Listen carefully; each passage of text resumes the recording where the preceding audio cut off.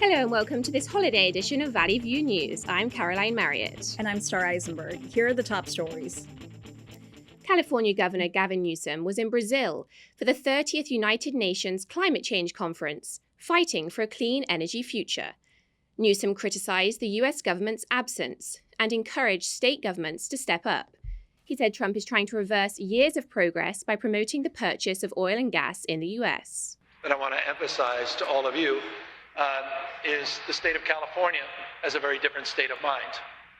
California is a stable and reliable partner in low-carbon green growth and will remain a stable and reliable partner in low-carbon green growth. I'm here because I don't want the United States of America to be a footnote at this conference. Newsom is urging global leaders to invest in innovative technologies and infrastructures that can facilitate a clean energy future. He also signed new international climate partnerships with numerous countries on clean and sustainable transportation, methane reduction, forest monitoring, and wildfire prevention and response. Heavy rain and strong winds in Gaza are making already dire conditions worse for displaced residents. Years of damage have left much of Gaza's water and sewage systems in need of repair. Recent storms have flooded tent camps, leaving people exposed to cold and contaminated water. Residents say they're concerned about children living in these conditions. We were on edge, waiting every minute to see whether the tents would collapse on our heads and we would drown in the water.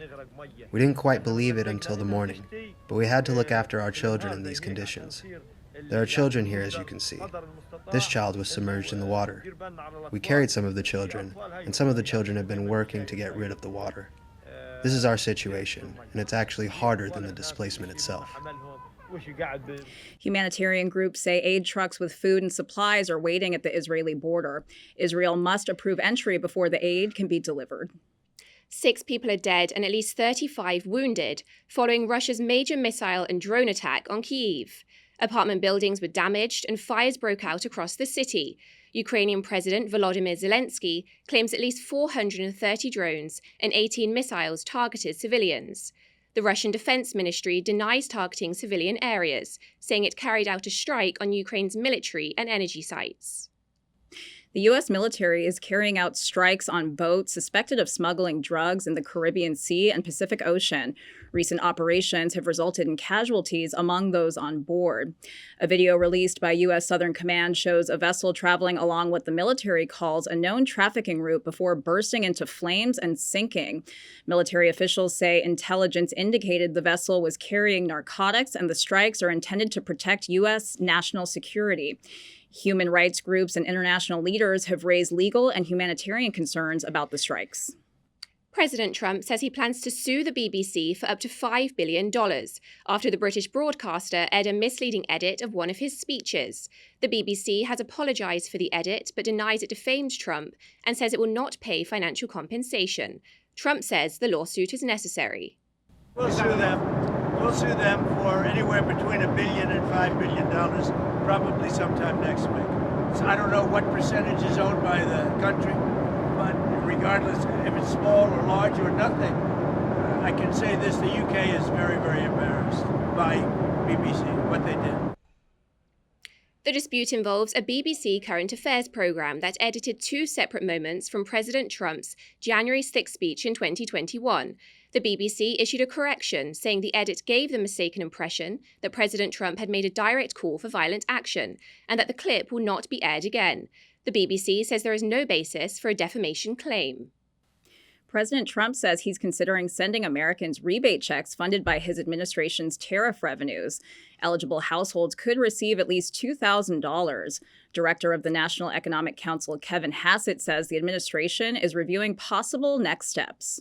Something that will require legislation. But if you look at how much tariff revenue has been coming in, then there would actually be enough room to cover those checks and not go into the rest of the budget. So yeah, there would be enough money to pay for the $2,000 checks. So are you actually actively working with Congress to try to make that happen? And we're actively studying the matter and getting the numbers straight so the president has all the choices he needs to decide what to do.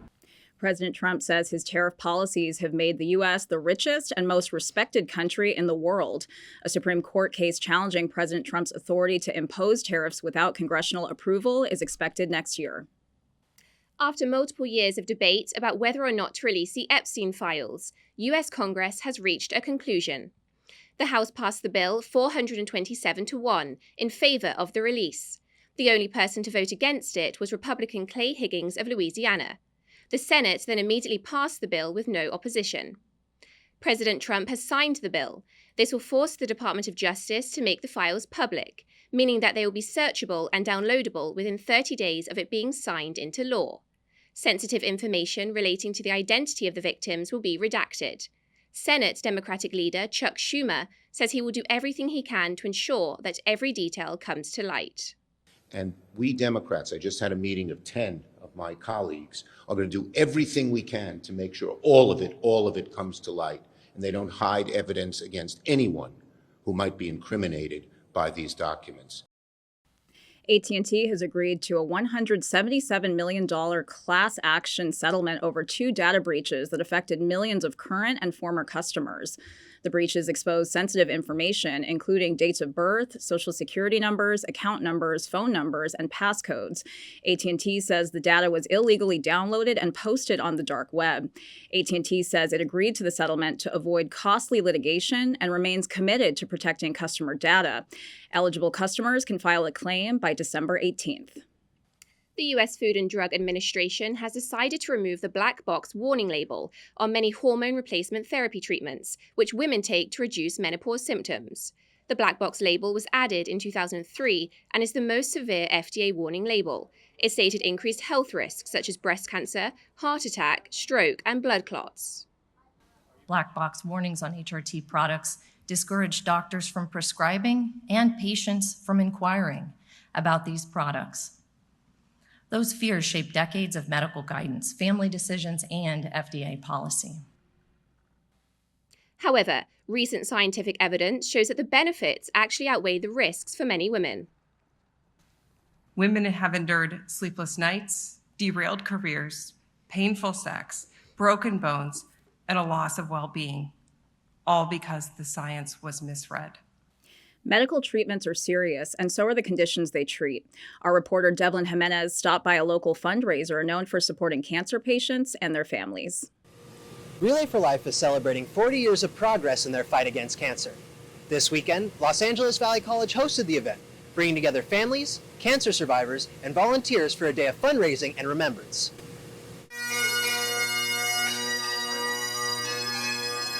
On a rainy day at LAVC, Monarch Hall was transformed into a makeshift track for those who signed up to participate in the Relay for Life of the Greater San Fernando Valley fundraiser. For 4 decades, the American Cancer Society has hosted these events, uniting communities worldwide, funding cancer research, and providing life-changing patient support to those affected by the disease. We have the Road to Recovery. Those are people that volunteer to take patients to their appointments. It also covers some of the medications if people are unable to afford for that. There's a 24/7 hotline. Since its first lap in 1985, the initiative has grown into the world's largest peer-to-peer volunteer fundraising event, taking place in over 35 countries and contributing nearly $7 billion towards research and patient programs. For many, these relays are personal. Survivors say that the support found here year after year is a lifeline. Their stories fuel the mission and remind everyone why these laps matter. I'm still here, I'm still breathing, and I need to be an advocate for those who are in fear, those who don't know where to go, where to turn, and it makes me sad because I've lost lots of people, and survivor's guilt is a very emotional thing because you're still here, but because I still am, I gotta move forward with what I can do, not what I can't do. Throughout the day, dozens of supporters circled these halls, each lap driven by memories of loved ones and hope for a cancer-free future. Fundraising booths and live music helped give some life to everyone in attendance, with every donation and every lap continuing the mission of creating a world where no one faces this devastating disease by themselves. Cancer doesn't sleep, and neither do we. Rain or shine, the event goes on. These events continue to happen every few months in communities across the country. To do your part or to donate, visit the Relay for Life or the American Cancer Society's websites. In Valley Glen, I'm Devlin Jimenez, Valley View News. Thank you, Devlin. When we come back from the break. A member of Gavin Newsom's team is facing serious backlash. A major Republican supporter is turning against her political leader. And California drivers are in for some major surprises. Welcome back from the break. Our very own Star Eisenberg takes us inside the last day of a community staple. After more than 4 decades of service, a Van Nuys landmark is closing its doors, marking the end of an era for a place known for its hospitality and history. After 42 years of welcoming guests, the Airtel Plaza Hotel and Conference Center at Van Nuys Airport is marking its final day of operation. The closure is a result of the airport's landowner and the hotel's management company being unable to reach an agreement on a lease renewal. It's a sad day. It's the last day of our job, last day of this beautiful hotel after 42 years. I've been here 8 years, and I feel really sad. The hotel opened on July 1st, 1984, and quickly became a hub for weddings, conferences, and community celebrations. Founded by San Fernando Valley native Jim Dunn, the hotel combined his love for aviation with hospitality. This was basically like our country club. All walks of people came here, and that's the part I'm going to miss. And most importantly, the employees, my family. That's the part that I'm going to miss the most. The Airtel Plaza Hotel's closure marks the end of a long chapter in local hospitality. For many, it's more than a hotel. It's a reminder of the people and memories that made it feel like home. Governor Newsom's former chief of staff, Dana Williamson, has been indicted on 23 counts of corruption by a federal grand jury. The Department of Justice announced that Williamson is accused of conspiring to commit bank and wire fraud, obstructing justice, filing fraudulent tax returns, and making false statements. Between February 2022 and September 2024, Williamson allegedly conspired with at least 4 others to steal $225,000 from a dormant political campaign account belonging to Xavier Becerra, former U.S. Health Secretary. At her first court hearing, Williamson pleaded not guilty and was released on a $500,000 bail. If convicted, she could face up to 20 years in prison for each count of bank and wire fraud, up to 5 years for each count of obstruction and false statements, and up to 3 years for each count of filing a fraudulent tax return, as well as thousands and thousands of dollars in fines. Her next hearing is December 11. Republican Congresswoman Marjorie Taylor Greene has resigned from her position effective mid-January. This was announced through a personalized message on social media. Although the Congresswoman did not address her public fallout with President Trump, she says threats against her have increased, including warnings from private security firms and a pipe bomb threat. She says aggressive rhetoric puts her safety at risk. It's been something I've thought about a lot, especially since Charlie Kirk was assassinated, is that I'm only responsible for myself and my own words and actions. And I am committed, and I've been working on this a lot lately, to put down the knives in politics. I really just want to see people be kind to one another. President Trump has withdrawn his support for Greene, calling her a traitor and a ranting lunatic. He also responded to her claims about threats to her safety. Marjorie Traitor Greene. I don't think her life is in danger. Frankly, I don't think anybody cares about her. Greene says she still supports the Trump administration and wants to see it succeed for the American people.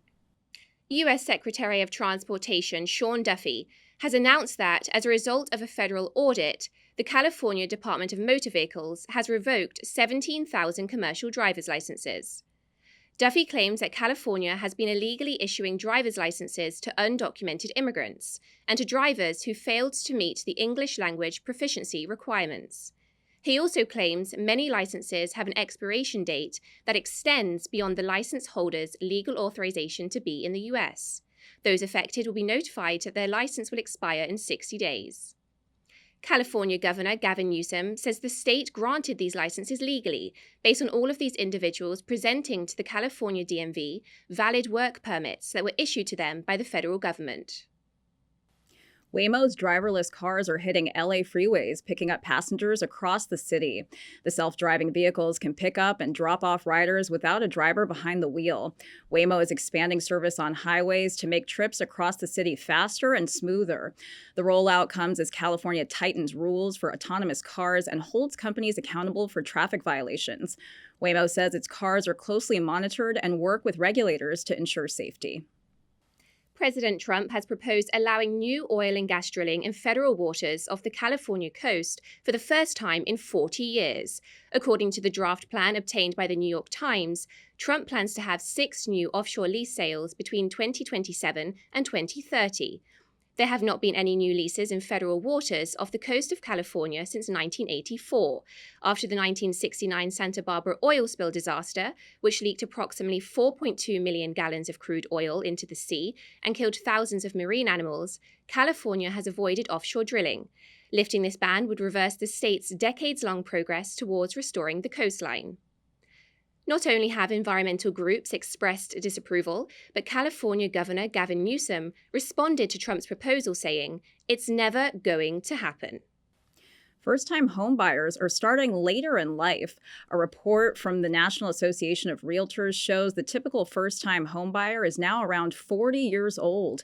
Experts say high rents, student loans, and the rising cost of living make it harder for younger Americans to save for a down payment.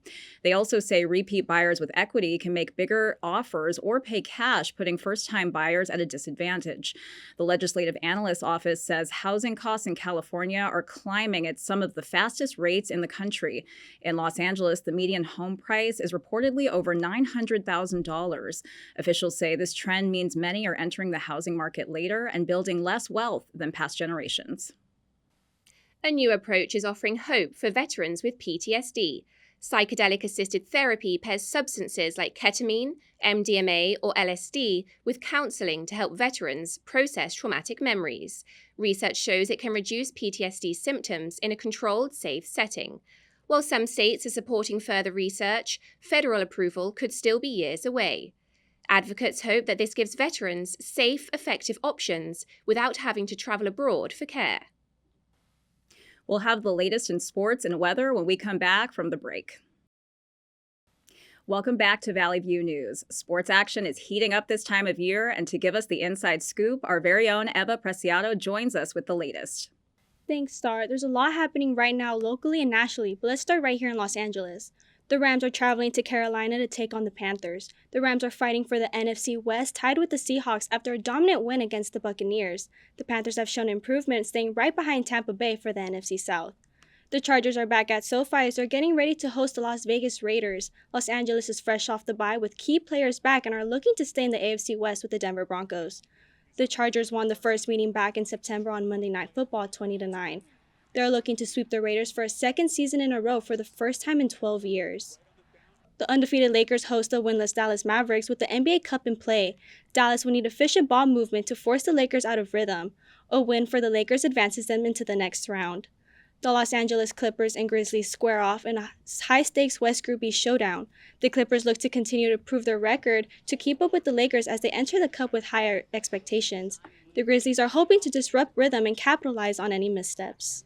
Kike Hernandez, longtime utility man for the Los Angeles Dodgers, underwent surgery on his left elbow and will not be able to play for Puerto Rico in the upcoming World Baseball Classic. He underwent a procedure to repair an elbow extension he suffered during the 2025 season. His free agent status adds uncertainty to his timeline for return, as he is hoping to be back in Los Angeles to help them to go for the three-peat. The Pelicans have fired head coach Willie Green following a disappointing 2-10 start to the season. The Pelicans began the season 0-6 and became the first team in NBA history to lose 3 of their first 6 games by at least 30 points. With Green's departure, assistant coach James Borrego will take over as the interim head coach for the remainder of the season. Starting next year, the NBA will change the All-Star format, revealing 2 U.S. teams and 1 international team.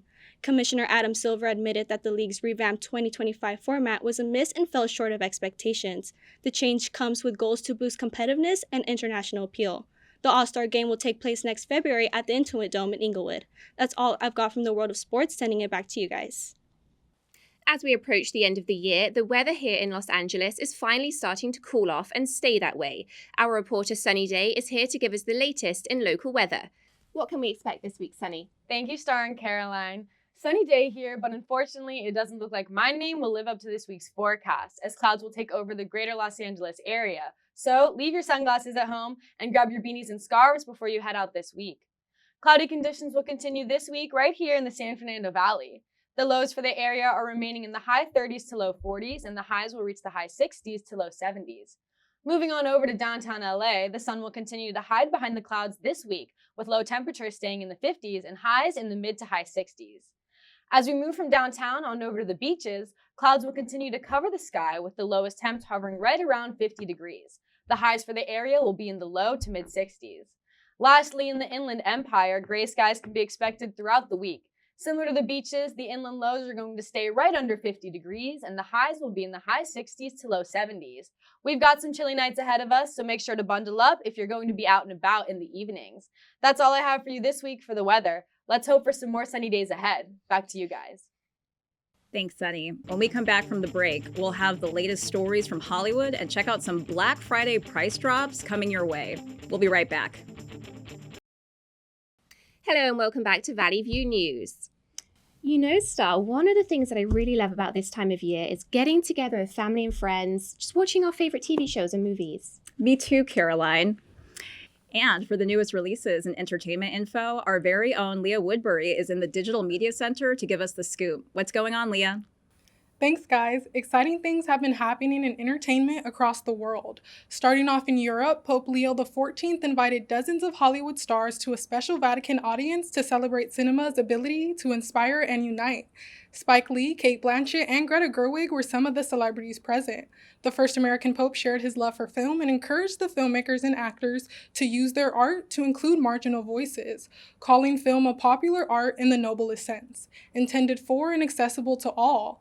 The Vatican is continuing efforts to reach out beyond the Catholic Church and engage with the secular world. Actors in attendance say they were both inspired by the event and surprised to be invited. The Pope highlights the importance of such an event at a time where the film industry and cinemas around the world are experiencing a decline.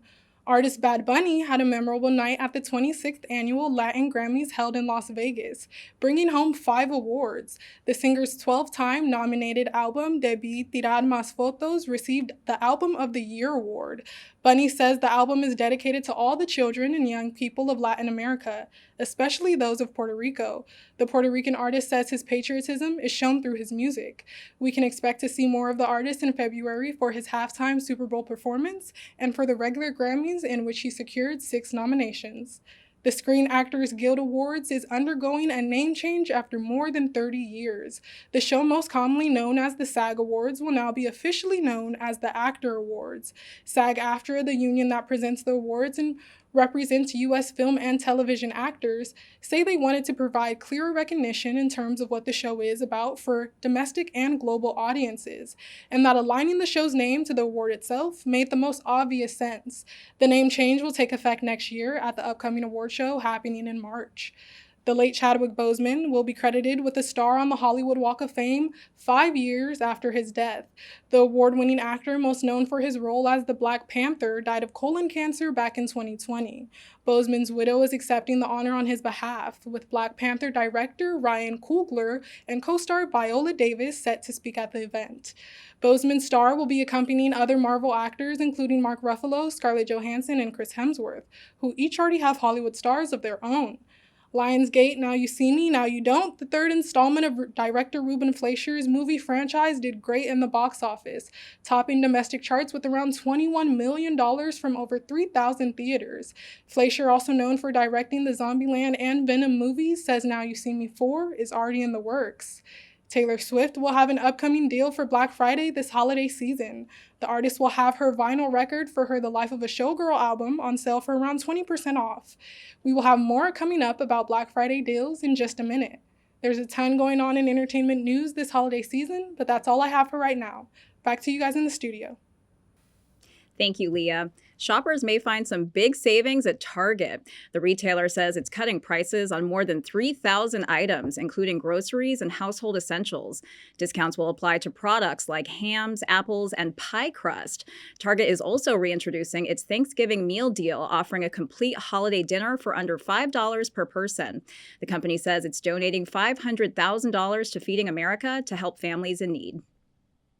Speaking of price drops, Black Friday is just around the corner.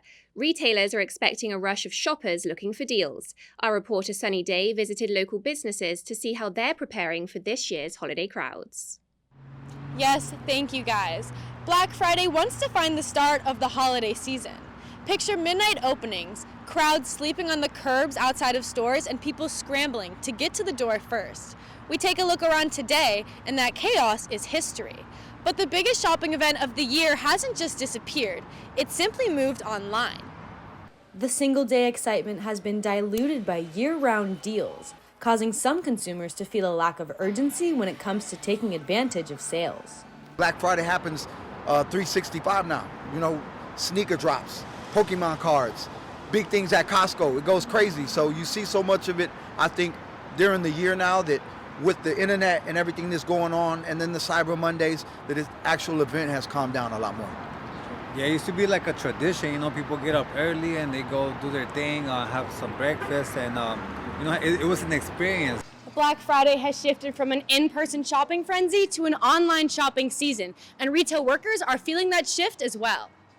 That digital convenience has fundamentally changed the rules.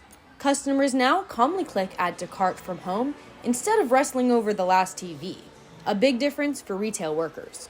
The customer really has preferred online shopping over the last 5 years. I would say the crowds, there's no line outside of our mall, there's no line outside of our store. The era of the chaotic Black Friday rush is over, and what remains now is a longer, more organized sales season that requires new skills from shoppers and new strategies from retail workers. Reporting from the Culver City Westfield Mall, I'm Sunny Day for Valley View News. Thank you, Sunny. And thanks to all of you for joining us on this edition of Valley View News. I'm Caroline Marriott. And I'm Star Eisenberg. For updates, be sure to follow our YouTube channel at Valley View News and our Instagram page at Valley View News CSUN. Thanks for watching.